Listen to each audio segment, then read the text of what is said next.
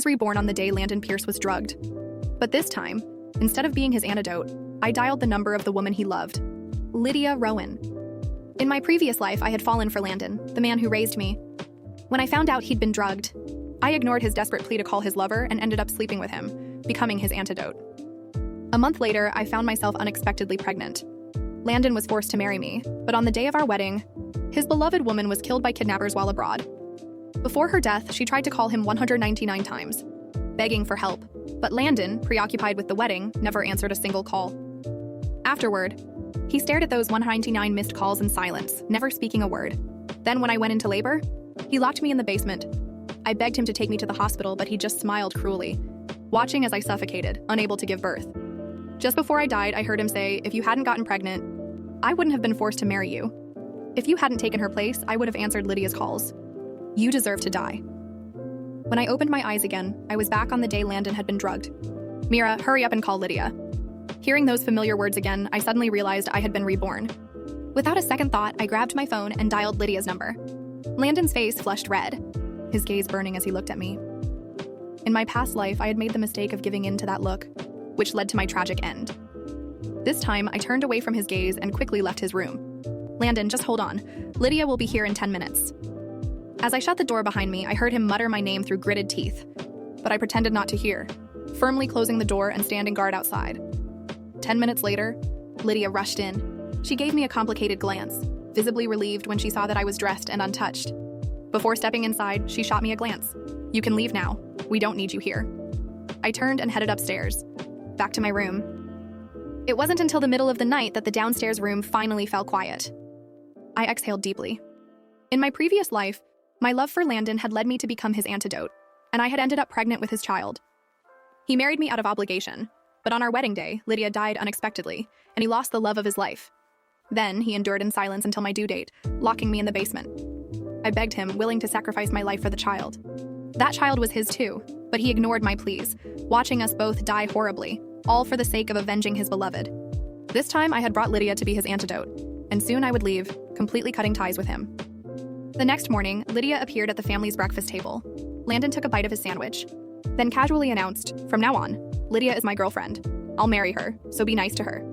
He glanced at me, then pointed his fork at me, "Especially you. Be nice to my girlfriend and don't cause me trouble." I nodded indifferently while Lydia smiled smugly at me. I pretended not to notice and stood up, ready to leave before finishing my breakfast. But just as I got to my feet, I heard Lydia's soft, dramatic sobs. "Landon, does Mira not want me in the family? I know how important she is to you. If she doesn't like me, maybe I should leave." She let a few tears fall, looking as if she'd been deeply wronged. Landon frowned, clearly irritated, and called out to me, "Mira, sit down and finish your breakfast." I didn't respond, coolly saying, "I'm done." Landon's irritation deepened. "Sit down. Don't you understand what I'm saying? Is this how I raised you? With no manners?" This time, I had no intention of getting involved, but they wouldn't leave me alone. I turned back, offering a polite smile. "I've really finished. You two enjoy your meal. I'll take my leave." Half an hour later, my door was knocked on. When I opened it, I was met with Landon's deep, brooding eyes. I instinctively reached for the door, wanting to shut him out and avoid any confrontation with him. But Landon was quicker, blocking my way with ease. He raised an eyebrow, his gaze sharp as he studied me. Avoiding me? Why? He took a step closer, his eyes narrowing as he examined me. "Are you upset? Is it because of Lydia?" I shook my head quickly, trying to keep my tone even. "No, I'm not upset. I'm happy for you.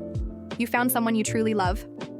His expression shifted, unreadable, as though he didn't quite buy my words. "Is that really how you feel? Are you sure you're not just saying that?" He scoffed, letting out a small laugh that lacked any warmth. "Mira, don't tell me you still have feelings for me. You think I don't know about the kiss you stole from me on your 18th birthday? You were drunk, but I noticed. And all those love letters you wrote me over the years? Yeah, I read every single one. You thought you were being sneaky, but the way you looked at me, your eyes practically screamed it. You think no one noticed? Everyone could tell. You not confessing to me? Best decision you ever made. Because if you had, I would have laughed in your face." He chuckled, the sound sharp and cruel, before walking over to the desk and pulling open the bottom drawer. He grabbed a thick stack of letters and tossed them onto the floor, stepping on them carelessly. "Mira, I've been taking care of you since you were 7 years old. Raising you all these years, and now you've got these feelings for me? Do you even know how messed up that is? You knew I only had eyes for Lydia, yet you still wrote me love letters behind my back. Honestly, it's disgusting." Then, he leaned in close, his voice low and almost mocking. I came here to tell you something. Yesterday, I was drugged. You were looking at me like you wanted to jump me. I know you thought you could be the antidote, but luckily you didn't go through with it. If you had, I would have been disgusted for the rest of my life. You're just not worth it. A sharp pain twisted in my chest, even though I'd stopped loving him in this life. Hearing those words still hurt. After saying that, Landon warned me to stay away from him so Lydia wouldn't misunderstand, then slammed the door on his way out. I didn't want to be a nuisance, so I decided to head out to take care of some overseas paperwork. I packed my things and left. That night, I purposely waited until almost 10 o'clock to come back. As soon as I walked into my room, I knew something was off. My bed had been moved. Then I saw Lydia had posted an update on social media. A selfie of her lying on the bed, smiling. $1 million mattress really is the best. I just mentioned I wasn't sleeping well, and he immediately replaced my mattress. That's why it's so important to find a man who loves you. She'd taken the mattress Landon bought for me, the one he had custom made when my back injury flared up earlier this year. It cost over $1 million. He used to be so kind to me. He knew exactly what it meant to take care of a girl, especially since he had raised me from such a young age. But he let me fall for him. And now he stood on some moral high ground, acting like I shouldn't have fallen for him in the first place. And here was Lydia, casually mentioning her bad sleep. And without even telling me, Landon had the mattress replaced. When Landon heard me return, he stood in the doorway, speaking in his usual detached way. Lydia has light sleep, so I gave her your mattress. Anyway, your back's fine now.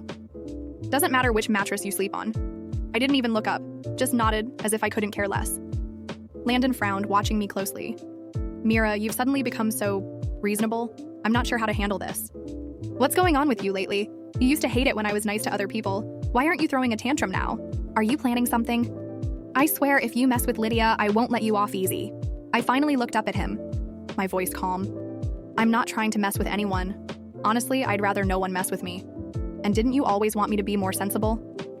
Well, look at me now. You should be happy about it, right? Landon's face tightened and he muttered, almost through gritted teeth, fine. Mira, you really know how to be a pain. With that, he slammed the door and stormed downstairs. Every time he said that, I knew he was angry, but I didn't care anymore. Whether he was angry or not didn't matter. Soon, I'd be gone.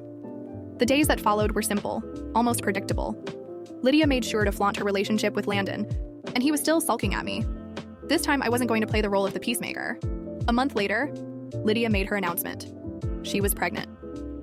Landon couldn't contain his excitement. He was practically bursting with joy, ready to tell the world. Wedding plans with Lydia went into full swing, and the entire Pierce family was swept up in the preparations. The tables had turned, and this time it was his beloved who was carrying his child. I had already made up my mind to let them have their happiness. After finishing my paperwork for leaving the country, I immediately booked a flight to campus on the exact same day as their wedding. It didn't take long for Landon to come to me, taking advantage of the fact that Lydia wasn't home. He slipped into my room and threw open the door. He pulled out his phone, opened an email, and shoved it in front of me. So, you've used your parents' money, huh? I had my lawyer check, and it's being used as a deposit for your trip abroad. What's going on?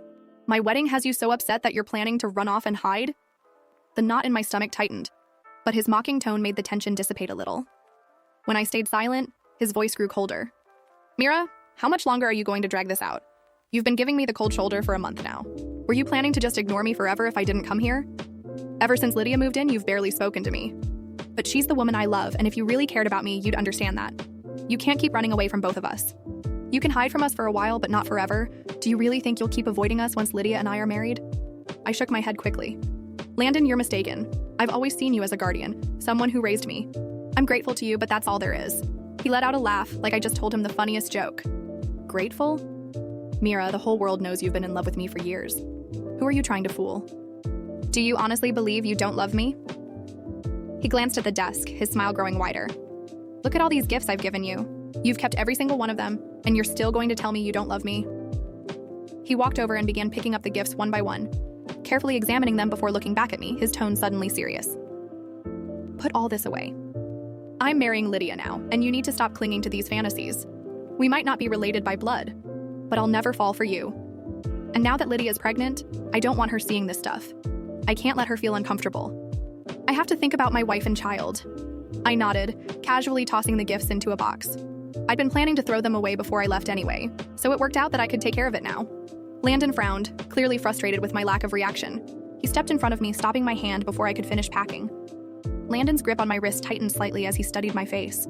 his dark eyes searching for something, anything, that would confirm what he clearly wanted to believe. But I just stared back at him, my expression calm, unaffected. His frustration was almost tangible, his lips pressing into a thin line before he exhaled sharply. "Mira, stop acting like this," he muttered, his voice low but filled with restrained irritation. "This isn't you. You're not this indifferent." I gently pulled my wrist free, lowering my gaze as I continued packing the box, tossing in trinkets, jewelry, and letters that once held so much meaning. "People change," I said simply. "You should be happy about that." His jaw clenched, his fingers curling into fists at his sides. "Happy?" he repeated, almost scoffing. "You're throwing away everything like it never meant anything. Like I never meant anything." I stilled for a brief moment before resuming my task, my voice quiet but firm. "You never did." Silence filled the space between us, heavy, suffocating. Landon let out a short laugh, but there was no amusement in it. "You expect me to believe that? After everything? After the way you used to look at me?" He took a step closer, lowering his voice. "You worshipped me, Mira. You spent years loving me, chasing after me, dreaming about me. And now you want to act like it was all nothing?" I finally looked at him, my expression unreadable. "Yes," I said, my voice unwavering. "It was nothing." His face darkened, his body tensing as if my words physically struck him. For a long moment, he just stared at me, his emotions unreadable. Then suddenly, he grabbed the box from my hands and dumped its contents onto the floor, scattering the gifts and letters across the carpet. "If it was nothing," he ground out, "then why did you keep all of it?" I let out a slow breath, stepping past him to kneel down and start gathering the mess. "I don't know," I admitted, my tone devoid of the bitterness that once consumed me. Maybe I was holding on to a version of myself that doesn't exist anymore. Landon didn't move. He just stood there, watching me, his breathing slightly uneven. "You're lying," he finally said, his voice lower this time, almost hesitant. "You still love me." I shook my head, offering him a small, sad smile. "I don't." His expression flickered, just for a second, but it was enough for me to see it. Doubt, confusion, something close to anger, but not quite. He hated this, hated that I was slipping away. And for the first time, I realized that it wasn't because he loved me, it was because he had always expected me to be there. The girl who loved him unconditionally, no matter how cruel he was, no matter how much he ignored her. And now that she was gone, he didn't know what to do with himself. He took another step forward, his voice dropping to almost a whisper. "Then why are you running away?" "I'm not running," I corrected softly. "I'm leaving." His jaw ticked, his fingers twitching at his sides. "You won't," he said, more to himself than to me. "You've never been able to leave me." I held his gaze, my heart steady, my mind clear. "Watch me." Something in his expression cracked, just for a moment, before he quickly masked it with indifference. He let out a small, humorless laugh, shaking his head. "Fine," he muttered, stepping back. "Leave. Go ahead and pretend like this is what you really want." He turned toward the door, but paused, glancing over his shoulder. "But remember this, Mira. No matter how far you run, no matter how much you try to forget me, you never will." And with that, he walked out, leaving me alone with the scattered remnants of a love that had long since died. The door slammed shut behind him, but the echo of his words lingered in the air, pressing down on me like a weight I refused to carry any longer. No matter how far you run, no matter how much you try to forget me, you never will. He was wrong. I would forget. I would move on. I would leave, and I would never look back. I inhaled deeply, forcing my hands to steady as I gathered the scattered gifts and letters one final time, shoving them back into the box with a detached efficiency that felt foreign yet liberating. I wasn't that girl anymore. The girl who clung to every scrap of affection Landon threw her way. The girl who believed in something that had never been real. By the time I finished, the weight in my chest had lightened, replaced with a quiet certainty. This was the last time I would allow him to affect me. I taped the box shut, determined to leave it behind like the last remnants of a past life I had no intention of reliving. The next morning, I finalized my departure plans. My flight was booked, my bags were packed, and there was nothing tying me to this place anymore. Or so I thought. Because just as I was about to leave the house, Lydia appeared in the hallway, her arms crossed over her growing belly, a smug smile curving her lips. "Running away, are we?" she mused, her voice dripping with satisfaction. "I suppose I shouldn't be surprised. After all, it must be humiliating watching me have everything you always wanted." I met her gaze calmly, unwilling to give her the reaction she so clearly craved. "I don't want anything that belongs to you, Lydia." Her eyes narrowed slightly at my indifference. "Really? Because from where I'm standing, it looks like you're still pathetically clinging to Landon's attention. He told me about your little conversation yesterday, about how desperate you were to convince him you've moved on. She tilted her head, feigning concern. But let's be honest, Mira, we both know you haven't. I let out a quiet sigh, shaking my head. Believe whatever you want, Lydia. It doesn't change anything. I moved to step past her, but she shifted, blocking my path. You're not going anywhere. I frowned, my patience thinning. Lydia, move. No, she said, her voice suddenly sharper. Not until you admit it. Admit that you're running away because you still love him. Because you can't stand to see him happy with me? I stared at her for a long moment, then exhaled slowly. You want me to admit something? Fine. I admit that I was once a fool who wasted years loving a man who never saw me as anything more than an afterthought. I admit that I let myself believe I could matter to him, even when he made it clear I never did. And I admit that I should have walked away a long time ago. But I don't love him anymore, Lydia. I don't care who he marries, and I don't care what you think of me. The only thing I care about is leaving this place and never looking back.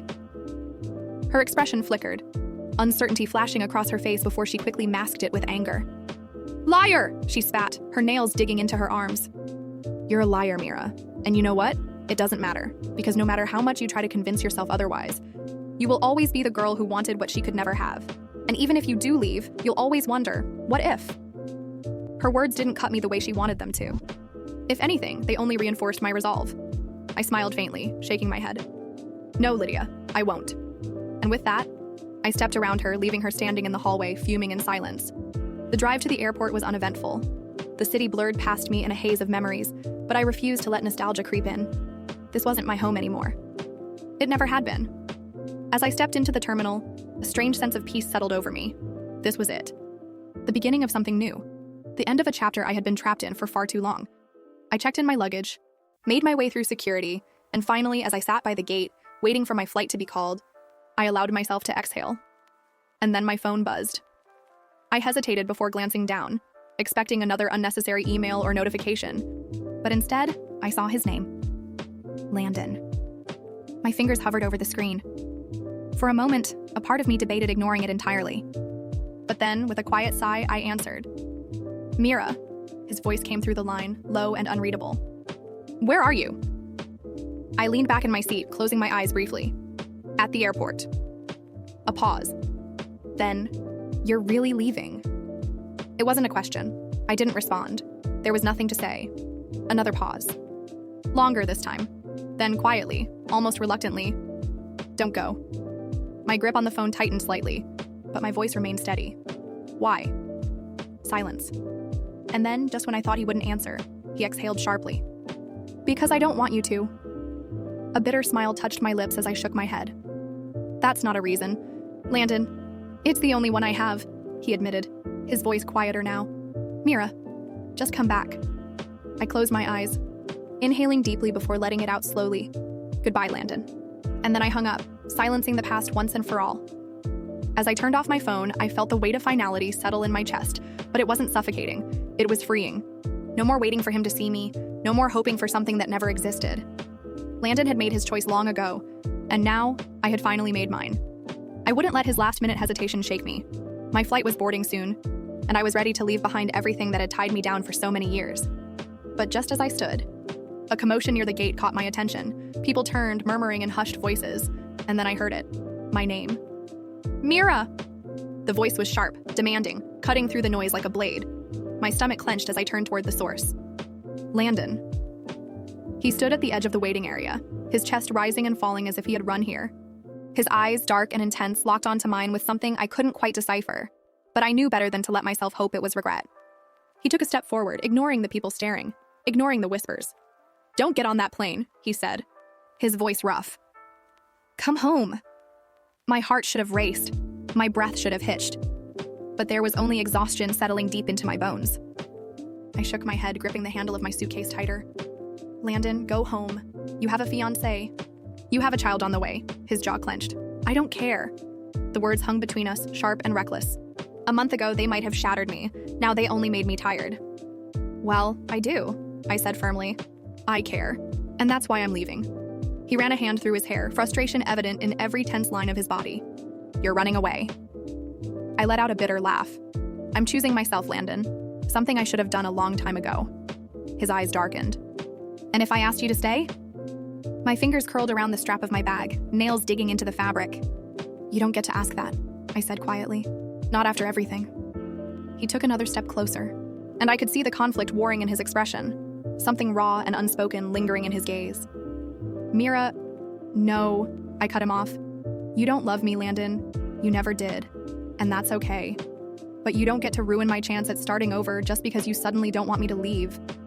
His lips parted as if to argue, but for once he had no words, and I realized, maybe for the first time, that this was what power felt like. Not the kind that came from manipulation or control, but the kind that came from finally knowing my own worth. I turned away from him, stepping toward the gate. Mira, he called one last time, and something in his voice almost made me falter. Almost, but I didn't turn back. I handed my ticket to the attendant, walked through the gate, and boarded the plane without looking over my shoulder. As I settled into my seat, staring out the window at the city I was leaving behind, I felt something I hadn't felt in years. Peace.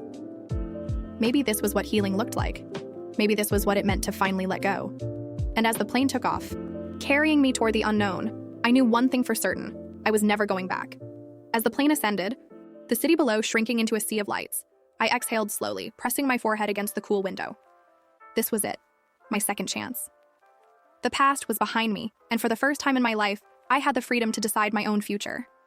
No more Landon, no more unrequited love, no more chains binding me to a man who had never truly seen me. The flight was long, but sleep never came.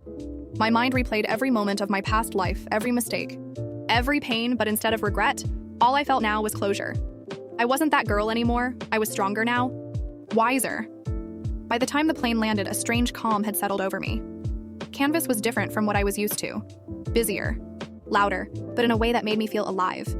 I threw myself into my new life, immersing myself in work, meeting new people, learning how to exist without the shadow of Landon Pierce looming over me. And for a while, it worked. Months passed, and with each day, the weight of my old life grew lighter. But peace never lasts forever. It started with a phone call, an unknown number.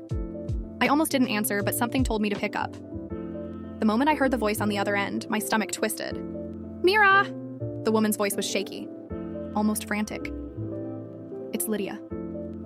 I hadn't heard her name in months, and yet, here she was, invading my new life like a ghost from my past. Lydia? My voice was cautious, uncertain. Why are you calling me? There was a pause, a ragged breath. He's dead. The world tilted slightly, my grip tightening on the phone. What? Landon, she whispered. He's dead, Mira. The words echoed in my mind, distant and unreal. Landon dead.